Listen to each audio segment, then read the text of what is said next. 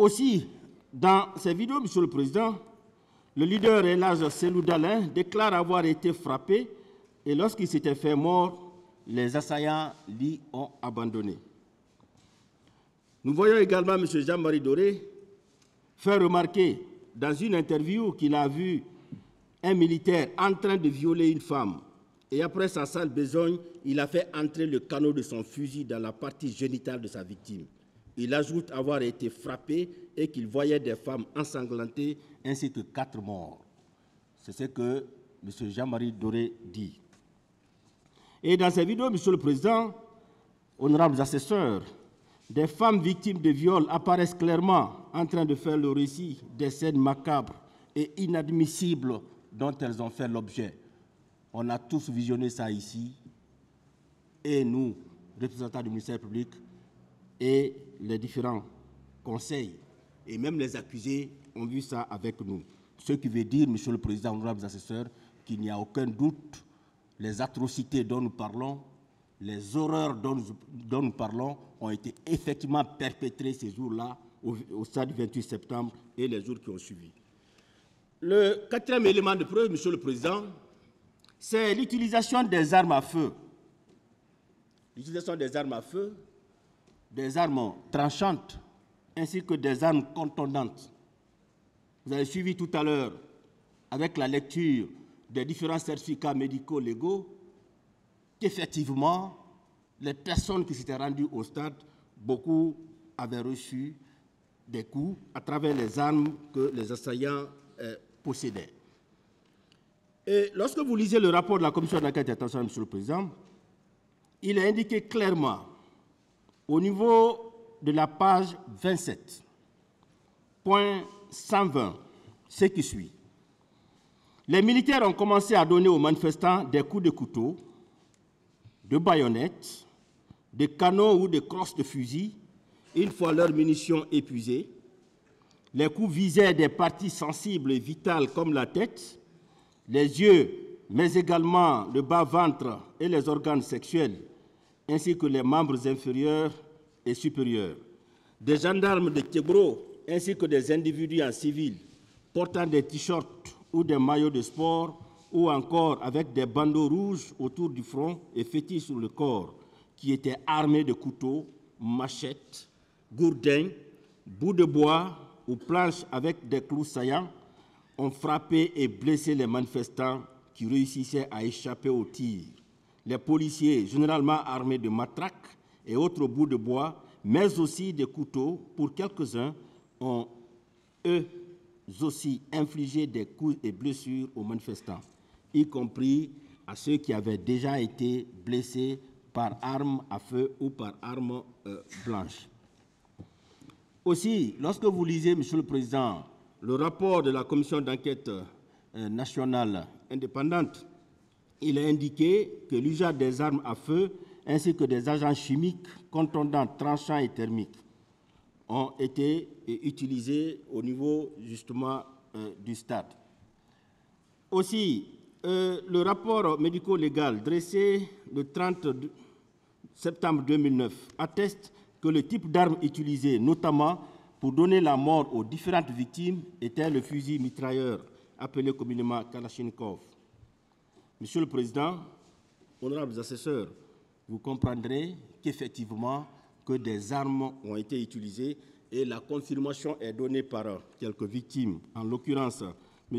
Amadou Riba, M. François Losenifal, M. Alpha Amadou Baldé, M. Ben Youssouf Keita, M. Mamadi Kondé, Elhadj Nuhu Bari, Alpha Bakar Diallo, Aldjouma Diallo, Abdul Hamid Diallo, Mamadou Wouri Baldé, Mamadou Yaya Diallo. Toutes ces personnes, Monsieur le Président, attestent effectivement que des armes ont été utilisées au stade du 28 septembre. Le 5e élément de preuve, Monsieur le Président, c'est le déploiement au stade des recrues de Kaléa de celle du colonel Claude Pivy et les occultistes du colonel Gono Sangaré. Monsieur le Président, il a été dit ici pour que ces massacres puissent être opérés, les militaires se sont fait aider par des miliciens. Ils ont fait venir des miliciens parce qu'il y a certainement des actes auxquels ils ne pouvaient pas procéder. Donc, il fallait trouver des gens pour les aider dans la perpétration de ces faits-là. C'est pourquoi on a longtemps parlé des recrues de Kalia. C'est une réalité parce que nous avons écrit à la direction de Kalia pour qu'on nous confirme effectivement est-ce qu'à la date où, au cours de l'année 2009, il y a eu des recrutements à Kalia. Vous comprendrez, Monsieur le Président, qu'on a reçu un courrier venant de la direction de Kalia. Ce courrier-là est déjà versé au dossier de la procédure. Et lorsque vous lisez ce courrier, il est dit clairement juillet 2009, 2010, arrivée des soldats du CNDD. Recrutement et formation des soldats du CNDD. Cette formation ne relevait pas du commandement de la gendarmerie. Directeur du centre, lieutenant Bienvenu Lama. Directeur des études, lieutenant Jean-Louis Pogomou. Recrutement sous le régime du capitaine Moussa Dadis Kamara. Voici ce que dit le courrier. Ce courrier-là, comme je l'ai dit, vient de la direction de Kalia. Et lorsque ce recrutement a eu lieu, et lorsqu'il était question de procéder au massacre du 28 septembre, un certain nombre d'officiers, dont le colonel Blaise Goumou, se sont rendus pour prendre 300 parmi ces recrues-là, qu'on a appelés des commandos. Ce sont ces 300-là, Monsieur le Président, qui sont venus au niveau du camp Samori, au niveau du camp Alpha Diallo. Ils ont séjourné au sein de ce camp-là, Monsieur le Président, et plusieurs personnes, y compris les accusés, ont vu ces 300 recrues-là dans l'enceinte du camp Alpha Diallo avant le 28 septembre. Et parmi ces personnes qui ont vu ces recrues, il y a naturellement le commandant Bouakar Sidiki Diakité. Voici ce qu'il dit à leur sujet. À la veille de notre départ pour l'Abbé, c'est-à-dire le 25 décembre 2009, j'étais surpris de remarquer la présence d'un important contingent de jeunes gens à la présidence. À la question de savoir qui était-il, Feu Joseph Makambo Loa me disait qu'il s'y trouvait sur ordre du président Dadis. Voici ce que le commandant Toumba a dit à propos des recrues de Kalia qui ont séjourné dans l'enceinte du camp Alpha Yaya avant le 28 septembre. Aussi, Monsieur le Président, M. Marcel Guilavogui a dit à leur sujet, les recrues de Kalia étaient effectivement venus au camp Alpha Yaya Diallo et se trouvaient sous la responsabilité du colonel Joseph Makambo Loa. Je les apercevais à partir du deuxième étage où se trouvait mon bureau. Ce sont ces recrues qui étaient transportées dans les cars au stade par Makambo. Aussi, C.C. Raphaël, parlant toujours de ces recrues, il dit ceci, les 300 recrues que j'apercevais à la présidence à la veille de notre départ pour l'Abbé étaient toutes venues de Kalia. Également, Monsieur le Président, l'accusé Alpha Amadou Baldé, qui est en fuite, a dit au cours de son interrogatoire du 30 septembre 2009 qu'effectivement, il avait vu ces recrues de Kalia qui étaient encadrées par l'adjudant Bamba. Et d'autres victimes, Monsieur le Président, on ne va pas revenir sur leur déclaration, ont affirmé qu'elles ont vu ces recrues-là au stade qui étaient habillés, bien sûr, en maillot Chelsea et en maillot d'Arsenal. Parmi ces victimes, nous avons Mme H.C., qui a été victime de viol. M. Baouri également en a parlé. M. Mamadou Baldé en a parlé. M. Kernoma Djousso également, victime d'atteinte grave à l'intégrité physique, en a parlé. M. Ephraim Kamanda Souma, dit Rambo, en a parlé aussi. M. Ibrahim Diallo, M. Mamadou Wouri Baldé, M. Mamadou Djouma Diallo, M. Abdoulaye Djibril Bari, M. Kerno Mamadou Aliou Diallo, M. Abdul Karim So, M.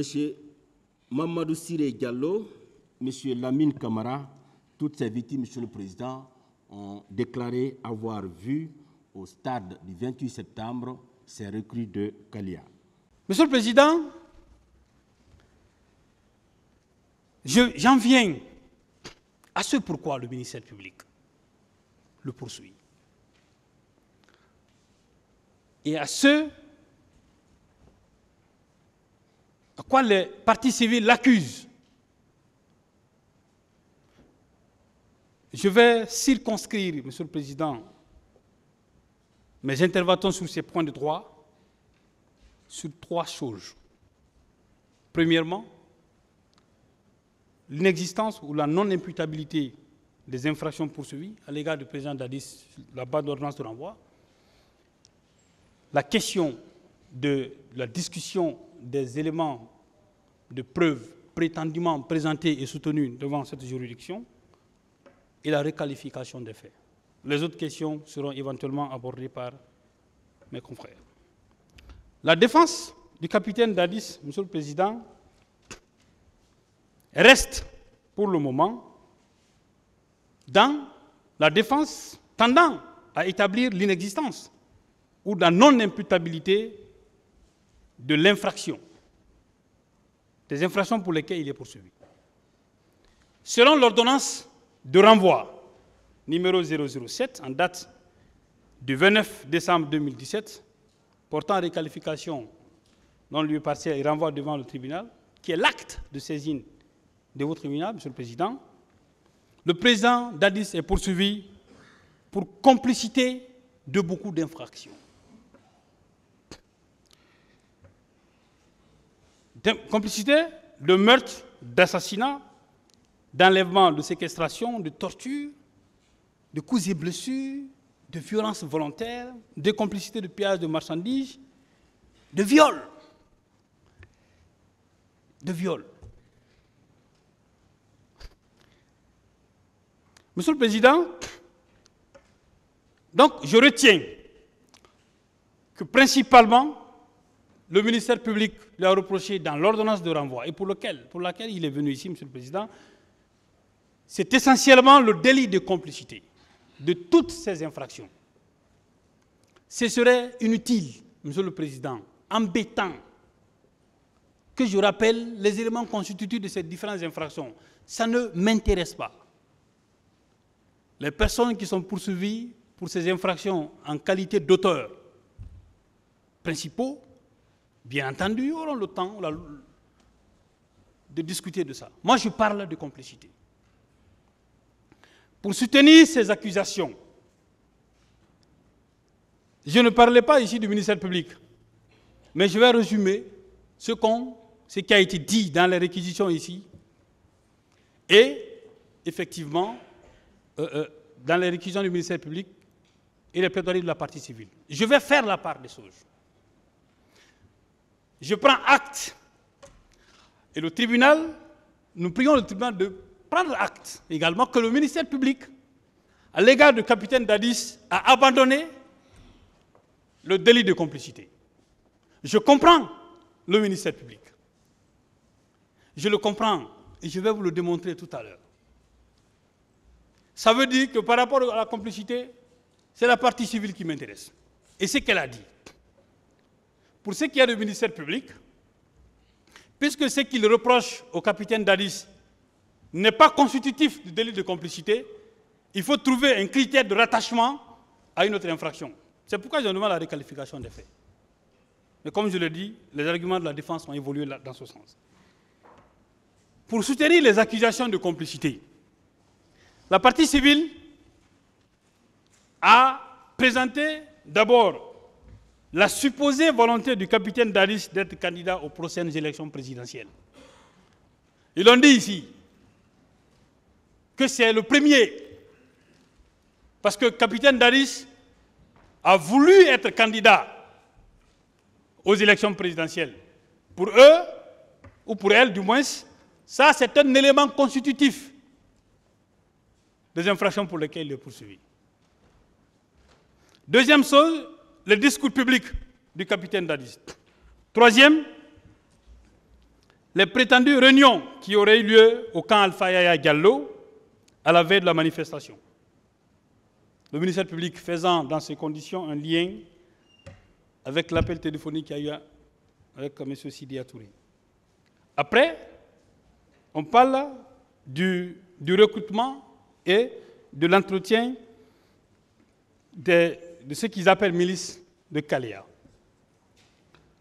et d'un prétendu ordre que le président aurait donné au béret rouge de la garde présidentielle pour se rendre au stade. Voici, en quelque sorte, ce que la partie civile reproche pour soutenir le délit de complicité. Quant au ministère public, que le président n'aurait rien fait pour empêcher le massacre. C'est-à-dire pour empêcher le massacre. N'aurait rien fait pour faire cesser le massacre. N'aurait rien fait pour sanctionner les auteurs ou en référer aux autorités aux fins d'enquête. C'est en substance ce que dit le ministère public.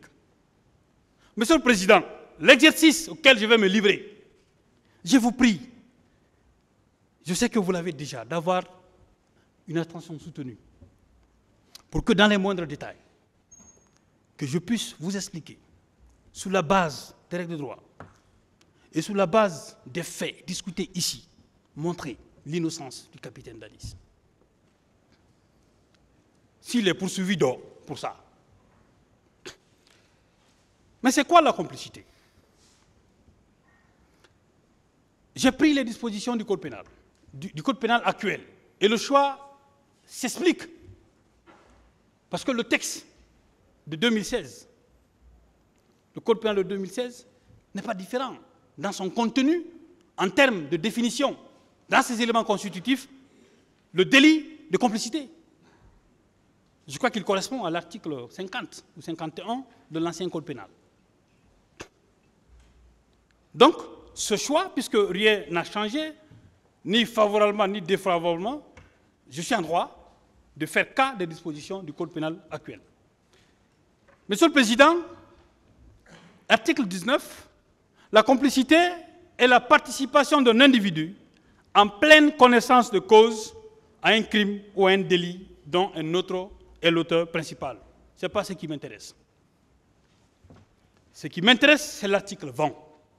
C'est dans l'article 20 où le législateur décrit de manière exhaustive, de manière précise et concrète, les comportements antisociaux qui peuvent être qualifiés de complicité à l'égard d'une personne qui comparaît devant une juridiction. Et pour laquelle, bien entendu, le ministère public demande une condamnation. Comme j'aime toujours le rappeler, le ministère public n'a pas requis dans ce sens-là. Et comme la partie civile participe à la manifestation de la vérité ou à la démonstration de l'existence de l'infraction, bien entendu, nous sommes obligés d'en parler. Monsieur le Président, l'article 20 dit « sont punissables comme complices d'un fait qualifié de crime ou délit, ceux qui, par don, promesse, abus d'autorité ou de pouvoir, machination ou artifice, provoquent ce fait ou donnent des instructions pour le commettre. Ceux qui procurent des armes, des instructions ou tout au moins qui sert à l'action, sachant qu'ils doivent y servir. Ceux qui, en pleine connaissance de cause, aident ou assistent l'auteur et les auteurs de l'action dans les faits qui la préparent, la facilitent ou la consomment, sans préjudice des peines prévues par des textes spéciaux. Et enfin, ceux qui connaissent la conduite criminelle des malfaiteurs exerçant des violences contre la paix publique ou des atteintes aux personnes et aux biens, leur fournissent habituellement logement, lieu de retraite ou de réunion. Monsieur le Président, il ressort de l'analyse des dispositions combinées des articles 19 et 20 du Code pénal que le délit de complicité reçoit ou à 2 à 3 éléments constitutifs. Mais comme je le dis la tendance actuelle, Monsieur le Président, de l'existence des éléments constitutifs de l'infraction, je parle sous le contrôle de Maître Lansinet, qui m'a quand même encouragé au pénal. Ce n'est pas mon truc. On parle aujourd'hui, Monsieur le Président, de 2 éléments constitutifs, normalement. L'élément légal de l'infraction n'étant qu'une condition d'existence de l'infraction. On ne peut pas, on n'en a pas besoin. Parce que si, ça va avec le principe de la légalité des délits et des peines. S'il n'y a pas de texte de loi, on ne peut pas parler d'infraction.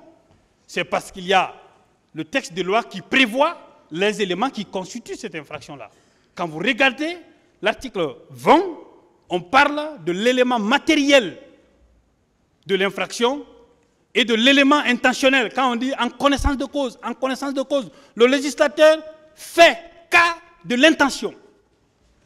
Quand on dit ce qui, par don, par promesse, ça ce sont des actes, c'est des comportements que reprime le texte. Donc je suis d'accord avec ceux qui disent que l'élément légal n'est pas un élément, c'est une condition d'existence de l'infraction. C'est un débat, c'est une autre chose. Mais il ressort 3, Monsieur le Président. Il faut un fait principal punissable, un acte matériel de complicité et une intention coupable. En substance, Monsieur le Président, il faut retenir qu'on peut parler de complicité, on peut parler de complicité sans avoir dans tous les éléments constitutifs établi une infraction dite principale imputable à une personne autre que le complice. C'est-à-dire, il faut déjà un fait principal punissable. Le comportement dont on veut sanctionner la complicité, il faudrait que ce comportement soit prévu. Je ne reviendrai pas sur les questions de fait principal punissable. Dans ce dossier, des infractions ont été commises, de meurtre, d'assassinat, selon le ministère public. Ce n'est pas ce qui m'intéresse. Ce qui m'intéresse, c'est l'acte matériel de complicité limitativement déterminé par la loi. Le ministère public ou la partie civile, au sens de l'article 20, doit démontrer que le président Dadis s'est comporté tel que décrit à l'article 20. Il s'est comporté tel que décrit à l'article 20. Monsieur le Président, il appartiendra dans ce dossier au ministère public de rechercher ou à la partie civile de démontrer les actes matériels qui ont été posés par le président Dadis. Quand vous lisez l'article 20, Monsieur le Président, quand vous lisez l'article 20, vous verrez que la complicité requiert l'accomplissement d'un ou plusieurs actes ou comportements positifs et qui sont réalisés sciemment dans le but d'aider à la commission de l'infraction. Ce qui signifie qu'il y a la nécessité d'un comportement, d'un acte positif. Deuxièmement, que ces actes peuvent être soit antérieurs, soit concomitants à la commission de l'infraction. C'est-à-dire, comportement positif, où l'acte positif veut dire qu'il faut une action. Parce que la complicité est une infraction d'action et non une infraction d'omission. Je vois pourquoi le ministère public s'est retranché derrière le fait que, derrière le statut de Rome, pour dire le président Dadis n'a pas pris de sanctions, le président Dadis n'a rien fait pour empêcher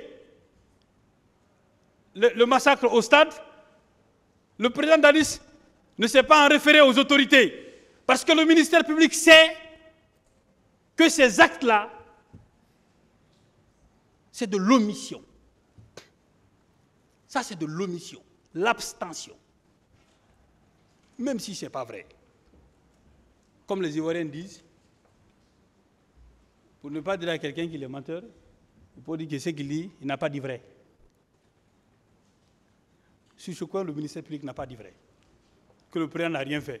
Mais on est d'accord quand même que dans toutes les démonstrations du ministère public, c'est de dire le président n'a rien fait.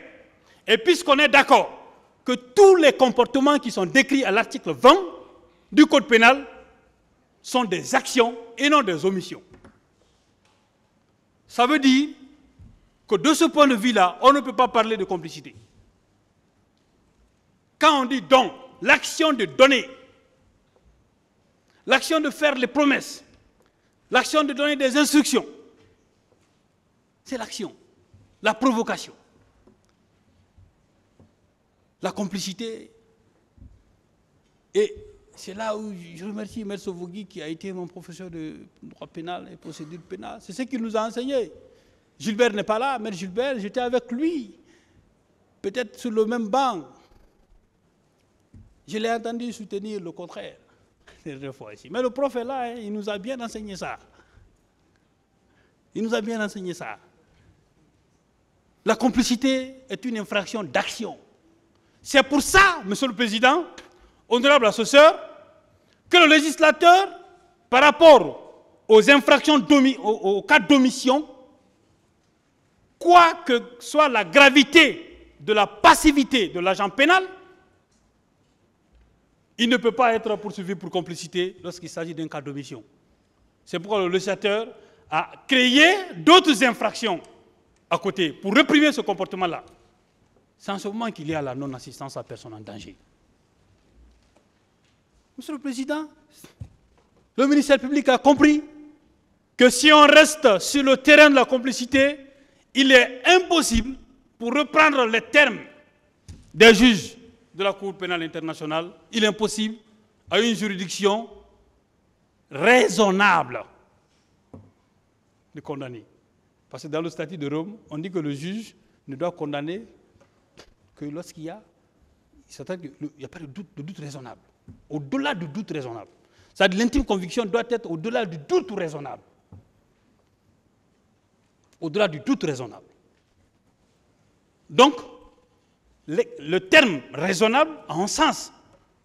On ne peut pas vous dire de le condamner alors que ce qu'on lui repose, c'est de l'omission, ce n'est pas d'action. Donc il faut la nécessité d'un comportement, d'un acte, comportement, une infraction, c'est une infraction de commission, une non d'omission. Celui qui assiste à la commission d'une infraction sans y intervenir ne peut être poursuivi pour complicité, si blâmable que soit sa passivité. Ce que je dis ressort d'un arrêt qui a été rendu le 15 janvier 1948 par la Chambre criminelle de la Cour de cassation française. Notre droit positif, Monsieur le Président, ne sanctionne pas la complicité par abstention. Je pense que nos étudiants nous écoutent. Mais on vous dit que l'abstention dont il s'agit, les comportements qui sont décrits à l'article 20, doivent être soit, Monsieur le Président, antérieurs à la commission de l'infraction ou concomitants, c'est-à-dire au même moment que les infractions sont en train d'être commises. Il faut que ces comportements soient réalisés pendant ces périodes-là. Dans ce dossier, l'accusation de certaines parties civiles, Monsieur le Président, estime que le président s'est rendu coupable de complicité, d'assassinat et d'autres infractions. Cependant, Monsieur le Président, les agissements du président avant et pendant la journée du 28 septembre n'ont jamais consisté à poser une quelconque des actions visées à l'article 20 du Code pénal. Don, il a fait quel don? Il a promis à qui? Il a donné des instructions à qui? On était là, à l'audience ici. On était là, je reviendrai là-dessus tout à l'heure. On était à cette audience. Aucun accusé n'a dit que c'est le président Dadis qui m'a envoyé au stade. Aucun. Personne ne l'a dit. On a même voulu déduire d'une interview du commandant Toumba cela. Mais je reviendrai là-dessus. Monsieur le Président, pour revenir à la déconstruction des éléments qui ont été présentés par les parties civiles, de la prétendue complicité tirée de la volonté du capitaine Dadis de se présenter candidat aux élections. Depuis quand vouloir être candidat, par exemple, à une élection présidentielle est un acte de complicité, conformément à l'article 20 du Code pénal? Depuis quand? En le disant, on fait référence au discours du Boulbinet. Le procès, là, il est public. Il est public. Les vidéos ont été projetées ici. Dans quelle vidéo ici? Avant les événements. Avant les événements 28 septembre, bien sûr. Parce que comme je l'ai dit, la complicité, l'acte matériel de complicité doit être soit antérieur à la commission de l'infraction ou concomitant à la commission de l'infraction. Dans quelle vidéo projetée ici, qu'on a discuté ici, où le président Dadis dit « je veux être candidat aux élections ». Et même s'il le disait, Monsieur le Président, même s'il le disait, en quoi cela constitue ou en quoi cela entre dans le champ d'application des actes matériels visés à l'article 20 du Code pénal? En quoi, Monsieur le Président? Les déclarations que le président Dadis a faites par rapport à une supposée candidature ou pas, que Bahouri a appelé ici élément déclencheur. Est-ce qu'il a appelé les gens à sortir dans la rue? Est-ce qu'il a appelé les gens à la confrontation? Est-ce que Dadis s'est adressé à la foule en ces termes? En disant, je vais sortir, je vais être candidat. Celui qui n'est pas d'accord, on va finir avec lui. L'a-t-il dit? Je mets au défi la partie civile et le ministère public de rapporter la preuve d'une seule déclaration de ce genre du président Dadis. Il ne l'a jamais dit. Il a dit, on me harcèle, j'ai même l'impression parfois qu'on me ôte la qualité de Guinéen. Il dit, si je veux, je vais être candidat. Si je veux, je ne vais pas être candidat. Ça a constitué une mousse qui a piqué les partis politiques. Parce qu'ils ont cherché le pouvoir avec le général Conté pendant longtemps. C'est normal, c'est un exercice. L'homme politique, c'est ça. Tout ce qui l'intéresse, c'est le fauteuil. L'exercice, c'est autre chose.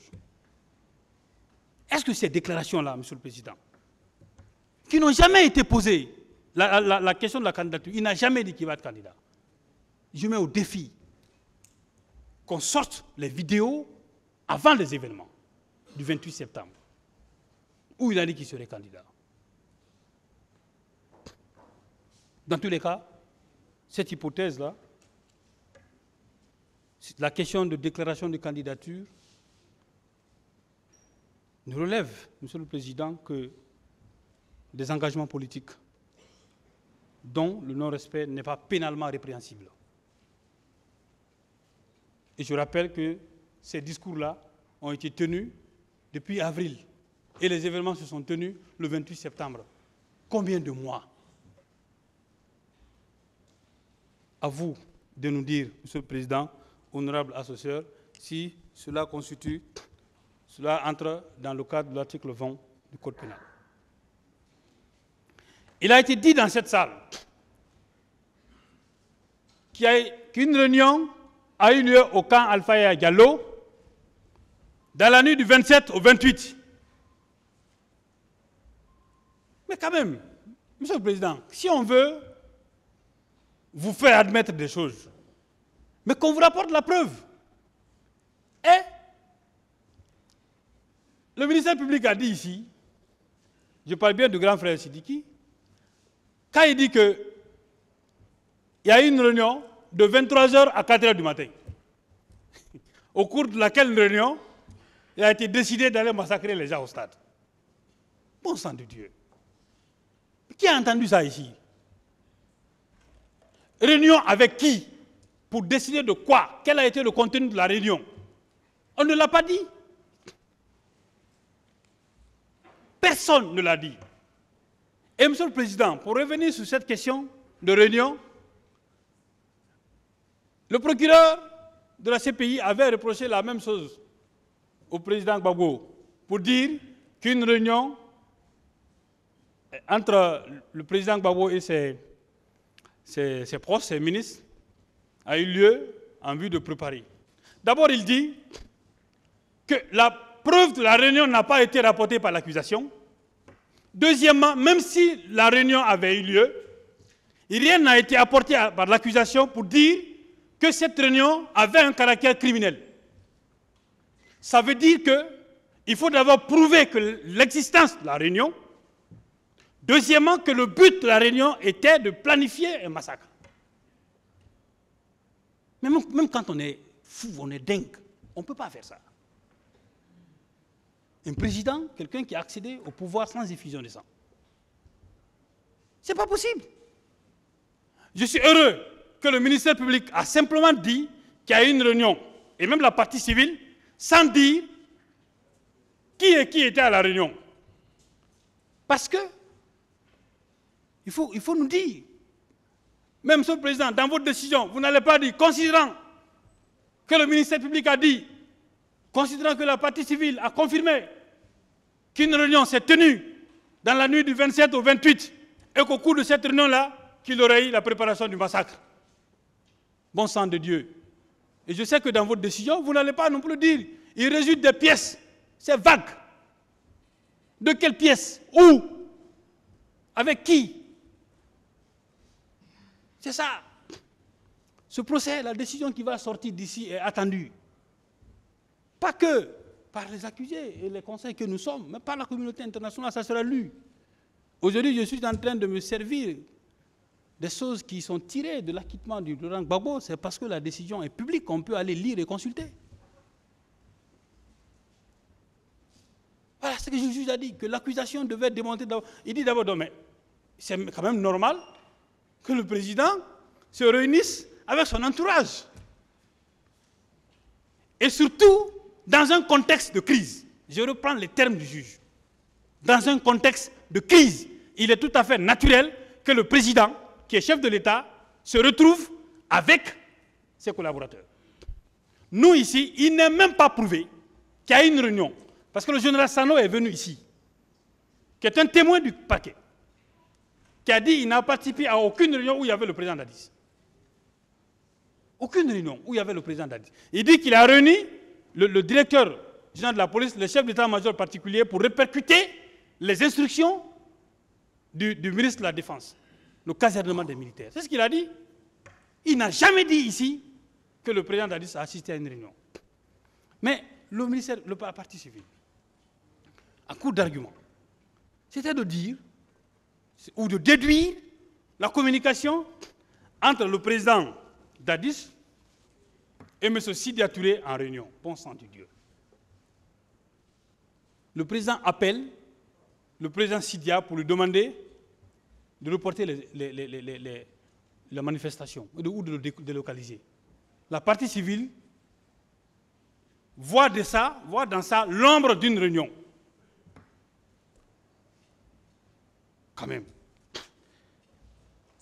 Dans tous les cas, le premier témoin qui a comparu à cette barre, c'est le témoin du ministère public. Je l'ai toujours dit que nous, on n'a pas eu besoin d'envoyer des témoins. Le ministère public nous en a servi suffisamment. Tibou Kamara a tenu ici, à cette barre, sans ambiguïté, refusé la thèse d'abord d'une réunion sur le président, dans son procès verbal de déposition de témoins en date d'abord du 10 août 2017, à la page 2 et 3, et lors de sa déposition devant le tribunal criminel ici, le 13 novembre 2023, avant de décrire l'atmosphère ou le caractère amical et convivial de la conversation passée sur son téléphone entre le président Dadis et M. Sidya Touré. Monsieur le Président, il a dit ceci. Il dit que le président n'était pas opposé au principe de manifestation. Et quand vous lisez le rapport de la Commission nationale d'enquête, Jean-Marie Doré le dit quelque part. Il dit qu'il avait même réussi à convaincre le président Dadis qu'il n'y aura pas de casse. Il a dit. Ce sont des informations qui... Mais Jean-Marie Doré a quel intérêt à dire cela, si ça ne s'est pas passé? Et Tibou le confirme, Monsieur le Président. Il a dit que la date du 28 septembre était une date historique. Il y a un confrère qui a dit ici que la date là est échouée, mais est-ce que c'est la volonté du président Dadis? Est-ce que si on avait accepté que la manifestation soit délocalisée ce jour-là, est-ce que cette date-là allait être suivie? À vous de répondre, Monsieur le Président.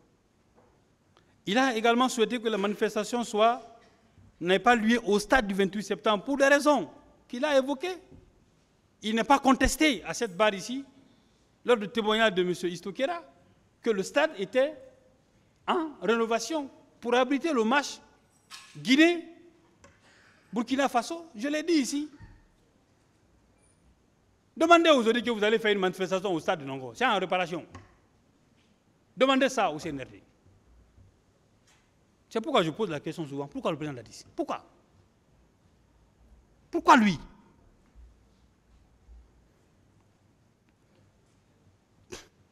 Donc, ça a été démontré ici, à cette barre. Finalement, le témoignage de M. Sidia Touré, selon ce témoignage, l'appel s'était interrompu et il a tenté de rentrer en contact en vain avec Sidia Touré ainsi que les deux leaders. La mauvaise foi était manifeste. La mauvaise foi était apparente. Il fallait en découdre avec le régime. Il fallait montrer à la communauté internationale qu'eux aussi, ils existent. C'était ça, l'objectif. Nous aussi, on existe. Monsieur le Président, donc il n'a jamais été acquis au débat qu'une réunion quelconque s'est tenue à la date du 27 au 28, en dehors de ce coup de fil.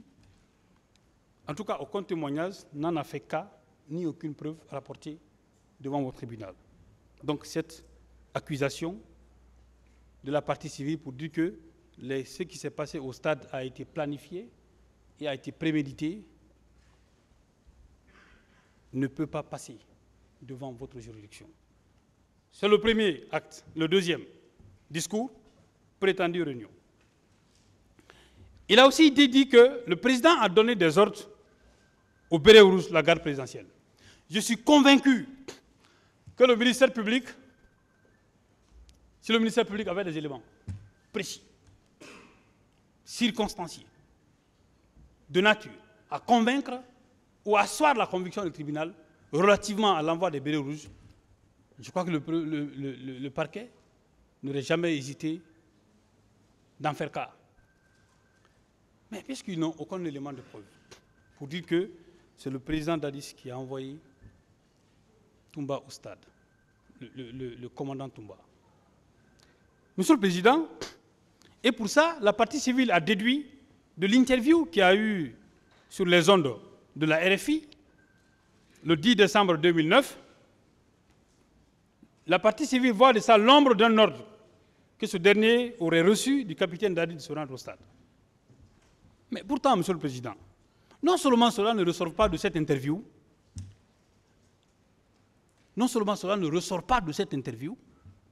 il n'a pas dit que c'est Dadis qui l'a envoyé. Relisez l'interview, faites la transcription, il ne ressort jamais là-bas où il a prononcé le nom du président Dadis. Le droit pénal n'est pas un droit d'approximation. C'est un droit de certitude. Vous faites des déductions. Ces déductions ne sont pas permises. Le tribunal ne peut pas faire des déductions dans sa décision. Ce n'est pas possible. Monsieur le Président, le commandant, à cette audience ici, il a affirmé, même si je reviendrai sur la valeur juridique des déclarations tenues par un accusé, et même de la partie civile. Parce que j'ai entendu ici que la déclaration d'une partie civile est une preuve. Mais moi, je ne suis pas passé à l'université en courant. Je ne suis pas passé à l'université en courant. Si vous ralentissez un tout petit peu, on ne vous dira pas que la déclaration d'une partie civile, qui est partie au procès, est une preuve.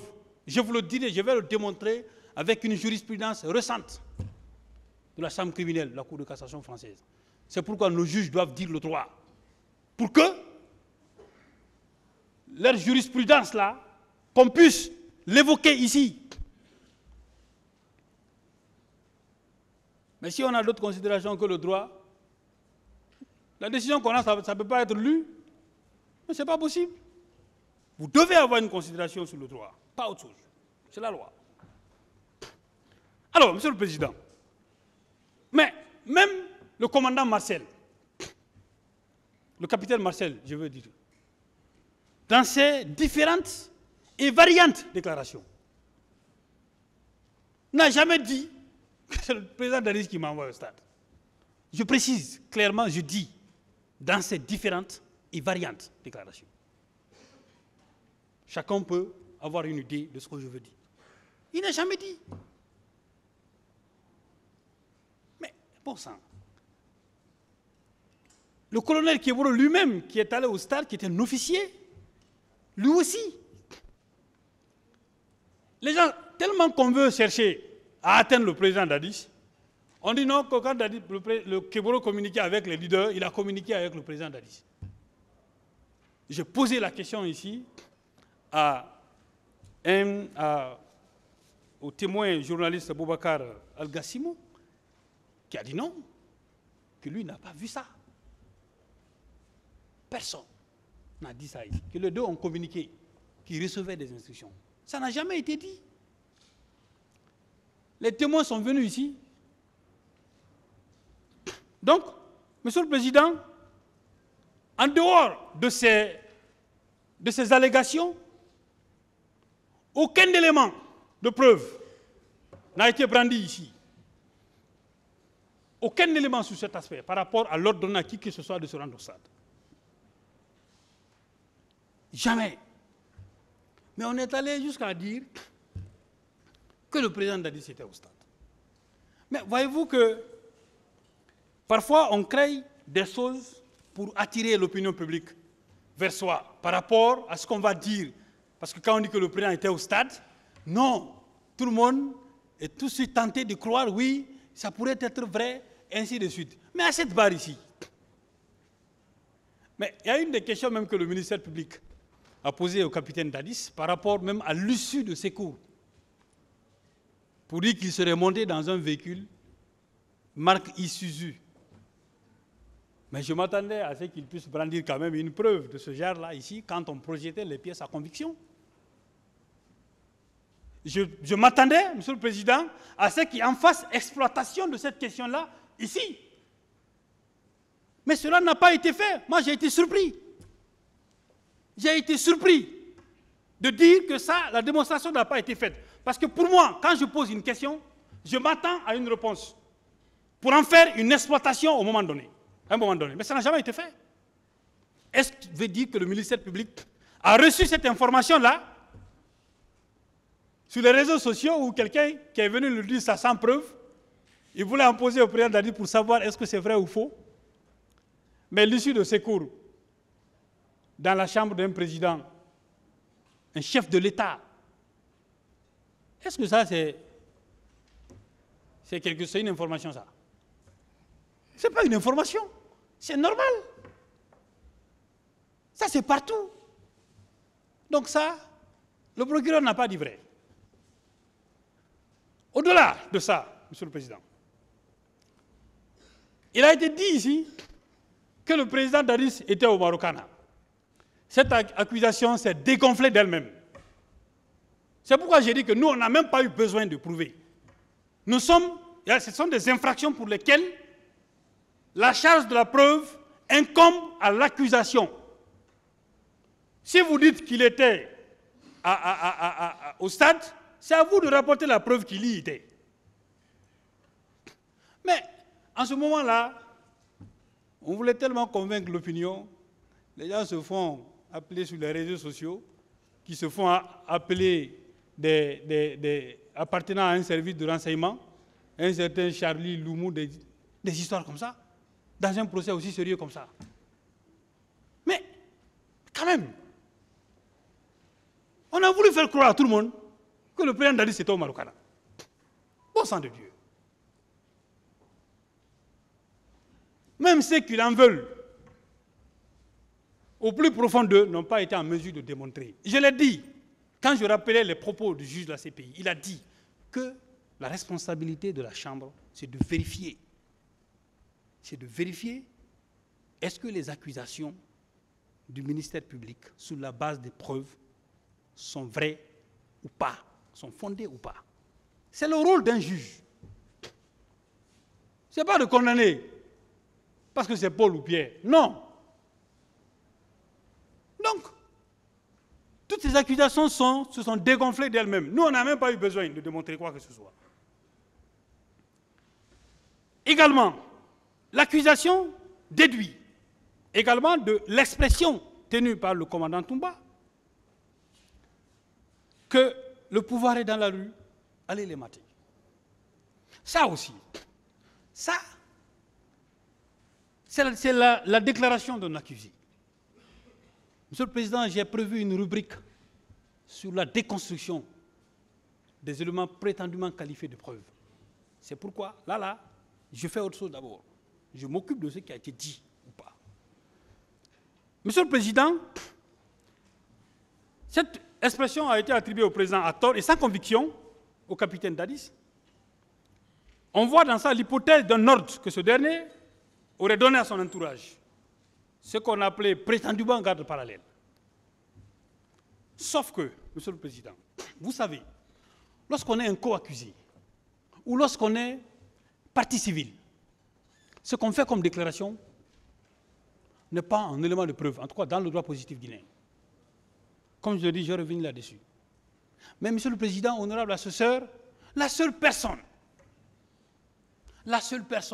citée par le commandant Toumba lui-même qui pouvait attester la véracité de ses propos, c'est Mohamed Condé, le commandant du salon. La question lui a été posée ici, à l'audience, Monsieur le Président. Mais la particularité de ce dernier, c'est qu'il n'a pas été entendu, si j'ai bonne souvenance, par les juges d'instruction. C'est ici qu'il a comparu. Oui, c'est pour ça. Dès qu'on dit quelque chose, quelqu'un dit quelque chose sur le président Dadis, le ministère public le met dans sa liste de témoins.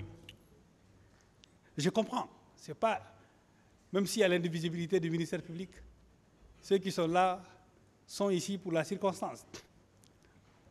Ils vont tous rejoindre leur poste à un moment donné, après ce procès-là. C'est pourquoi certains ont qualifié de mercenariat. Il faut sélectionner les procureurs les plus bouillants pour trouver les moyens pour avoir le capitaine Dadis. C'est un luxe, en fait, pour eux. Ils ont tout fait, mais ils n'ont pas pu. Donc, il y a même un procureur, mais attendez dire que les déclarations il considère les déclarations du commandant Toumba comme un sésame dans lequel on va puiser des choses. Je vous dirai, monsieur le procureur, quelle est la valeur juridique de la déclaration d'un accusé à cette audience-là. Je le dirai. Et sous la base des jurisprudences. Le commandant du salon n'a pas confirmé ces propos-là. Il dit, en bon malinqué, moi et Falale, on va mourir. Ce que je n'ai pas entendu, j'ai dit, moi je n'ai pas entendu.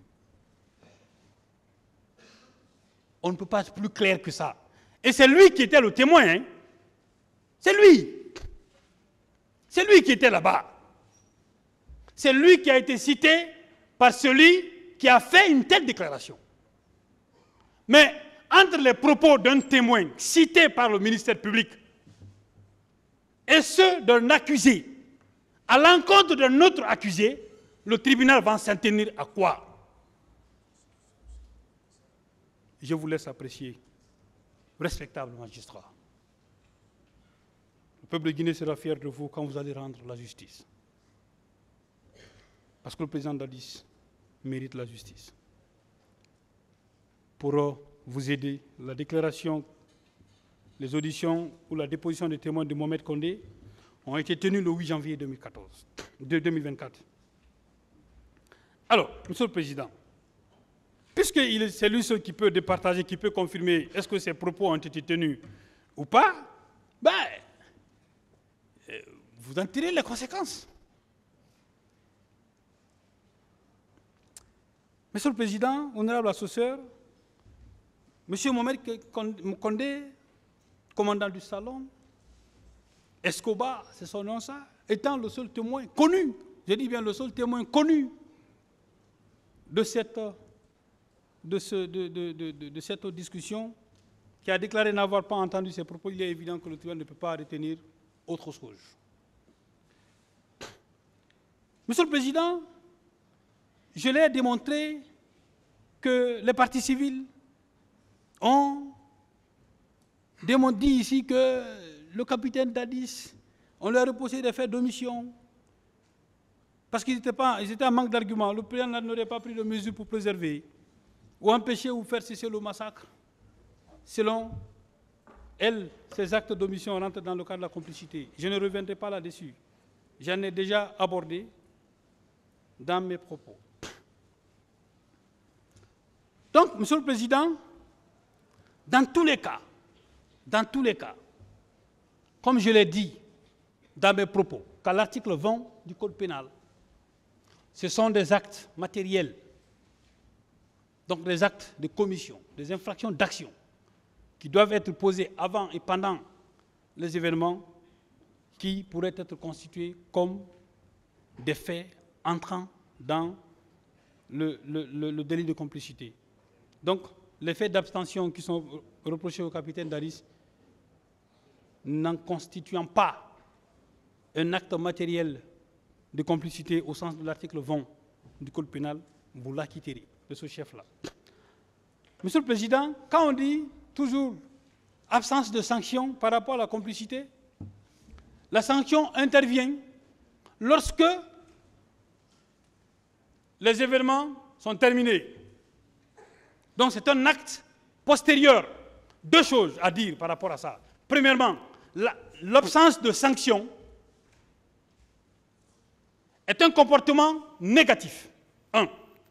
Deuxièmement, puisque ce comportement négatif, selon eux, Monsieur le Président, honorable assesseur, est postérieur à la commission de l'infraction, il ne rentre pas dans le champ prévisionnel de l'article 20 du Code pénal. Parce que l'article 20, comme je l'ai dit, ne parle que de comportements antérieurs et pendant l'infraction.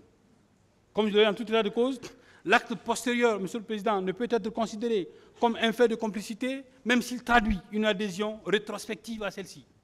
C'est un arrêt de la Chambre criminelle de la Cour de cassation française en date du 23 juillet 1927. Dans le même ordre d'idée, Monsieur le Président, l'aide ou assistance doit en effet avoir été fournie au stade des actes préparatoires, à condition que ces actes ou ces derniers aient été suivis au moins d'une tentative, ou soit au stade de commencement d'exécution, soit pendant celle-ci.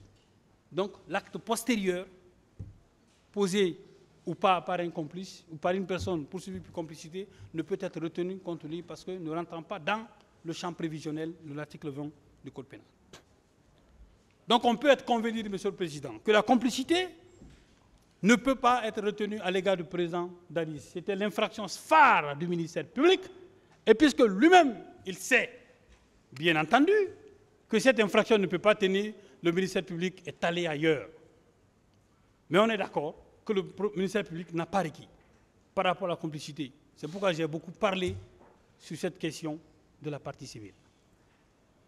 Après, il y a une autre infraction qui est dans le code, qui est dans l'ordonnance de renvoi. Mais je n'ai rien compris. J'ai l'impression que les juges n'ont pas lu. Bon, bref. On dit qu'il y a eu l'incrimination tendant à établir le délit d'entrave aux mesures d'assistance et de l'omission de porter secours. Mais moi, j'ai cherché l'infraction là, dans le code pénal de 1998, mais je n'ai pas trouvé. Ça existe dans le code pénal actuel. Mais je n'ai pas vu ça dans le code pénal de 1998, qui était en vigueur au moment des faits. Pourquoi les juges d'instruction vont prendre ça et coller ça au président Dadis? Moi, je ne comprends pas. Je ne parlais pas de cette infraction, Monsieur le Président, parce que cette infraction se heurte, ou la prévision de cette infraction se heurte au principe de la légalité des délits et des peines. Ce n'était pas incriminé au moment des faits, en 1998, le code pénal. Si je me trompe, on me rectifiera. Mais j'ai pris mon temps pour lire. Monsieur le Président, puisque le président Dadis, aucun de ses comportements, la complicité ne peut être retenue à son égard, je sollicite qu'il vous plaise de l'acquitter purement et simplement sur le fondement des dispositions combinées des articles 442 et 544 du Code de procédure pénale. J'en viens à la déconstruction des éléments prétendument qualifiés de preuves par certaines personnes. Monsieur le Président, honorable assesseur, je reviens sur le témoignage d'un monsieur qui se fait appeler Youssouf Touré alias Joly. Monsieur le Président, je me suis efforcé, je me suis donné la peine. J'ai fait violence sur moi-même pour ne pas l'interroger.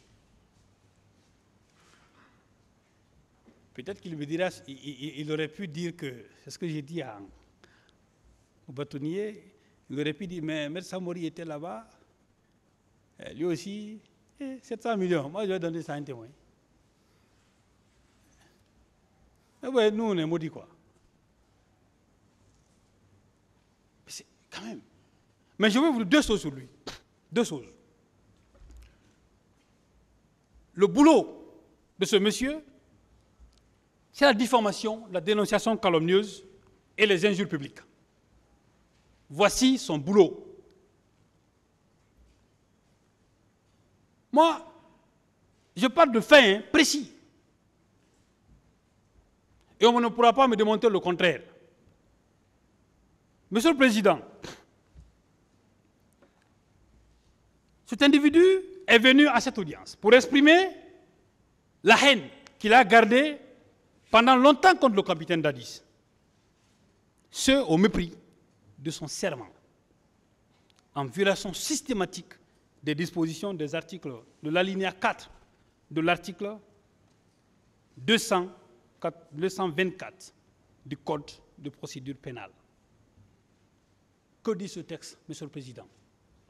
L'article dit, avant de commencer leur déposition, les témoins prêtent le serment de parler sans haine et sans crainte de dire toute la vérité. C'est ce que dit l'alinéa de l'article 424, sans haine. Je vais vous montrer pourquoi il est haineux. J'ai décidé de ne pas l'interroger à la suite d'une seule question qui lui a été posée par mon confrère, M. Pépé Antoine. Une seule question. Et c'est la seule question que je voulais lui poser. Pourquoi a-t-il décidé de venir témoigner? Pourquoi? Je suis convaincu que c'est l'un des individus qui ont été rapportés au ministère public. Non, il y a quelqu'un ici, lui il peut. Mais c'est comme ça qu'on a cherché les preuves dans ce dossier. C'est comme ça, les autres vous diront, quand on dit que des armes ont été fournies, instruction des armes, qu'on a fourni des armes, quelle catégorie? Quel calibre? Quelles sont les caractéristiques de l'arme? Est-ce que vous, Monsieur le Président, on vous a montré ces armes-là? Mais vous allez comment retenir dans le dossier que des armes ont été fournies? Comment vous allez le faire? Ce procès-là, il est public. On le sait, tous les professionnels de droit le savent ici. Un témoin ne doit pas suivre les débats. Un témoin ne doit pas suivre les débats avant sa déposition. Mais le procès là, mais il est publié partout.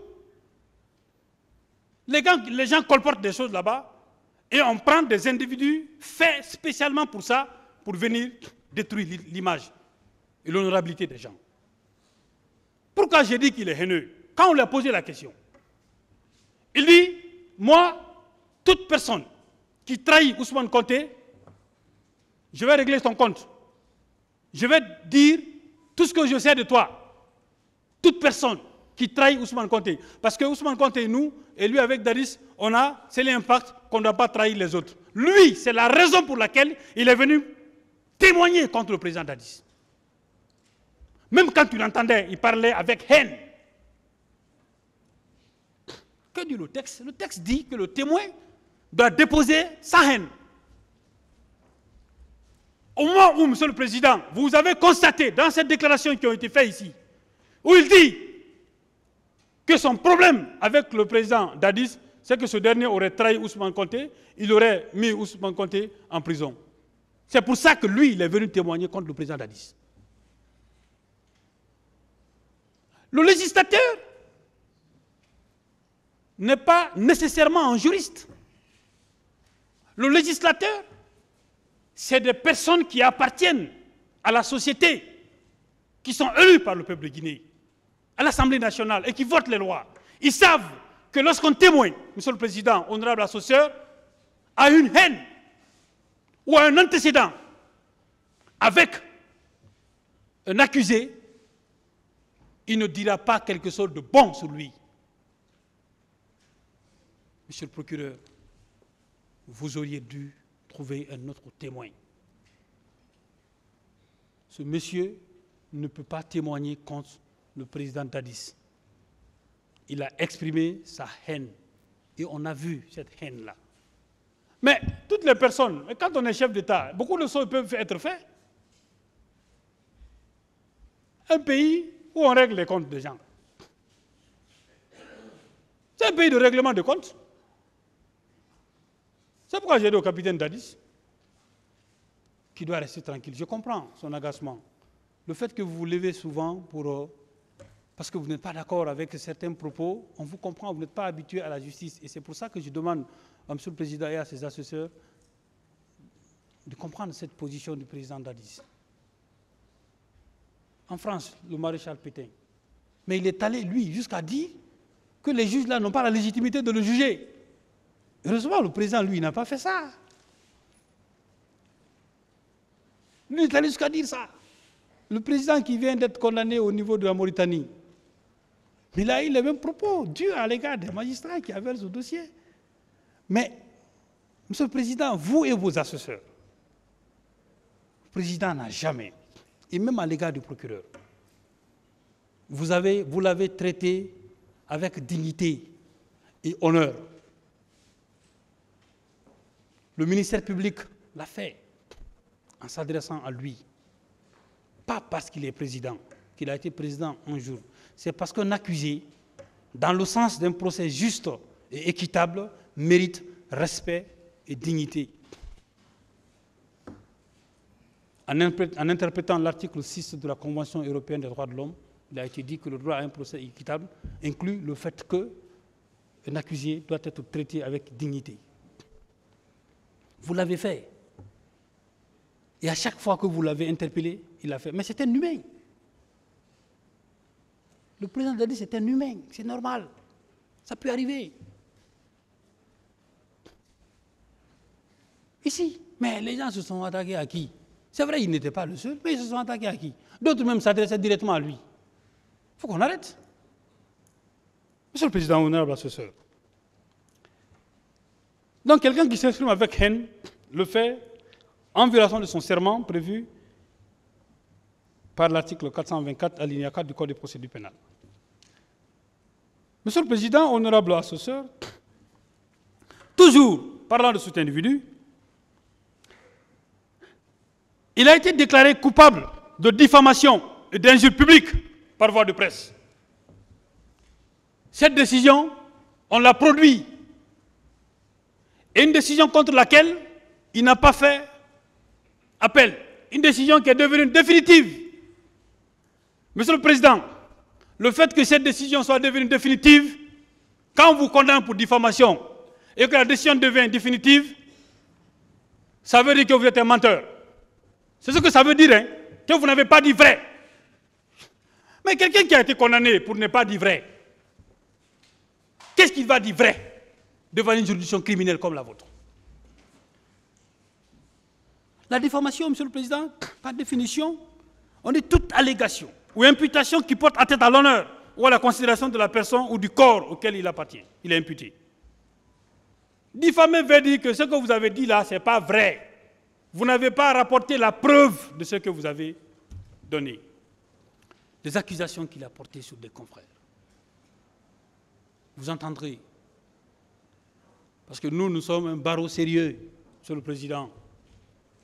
Le bâtonnet s'est saisi du contentieux. L'instruction est en cours. On va lui coller un bon procès. Je serai content d'être ce jour-là à la partie civile pour rétablir et restaurer l'honneur de nos confrères, Monsieur le Président, honorable assesseur. Donc, cette décision ayant acquis l'autorité de la chose jugée irrévocable et qu'il comparaît devant vous, il ne comparaît pas devant vous un homme sincère. Il a été condamné par des juges comme vous, Monsieur le Président, honorable assesseur. Sa déclaration vaut quoi? Moi, quelqu'un qui a été condamné pour mensonge, c'est ça. En fait, pour le commun des mortels, quand on te condamne pour diffamation, on a dit que tu es menteur. On te condamne pour mensonge. Est-ce que lui, là, sa déclaration peut valoir quelque chose devant moi? C'est pourquoi je me suis gardé de ne pas l'interroger, moi, Monsieur le Président.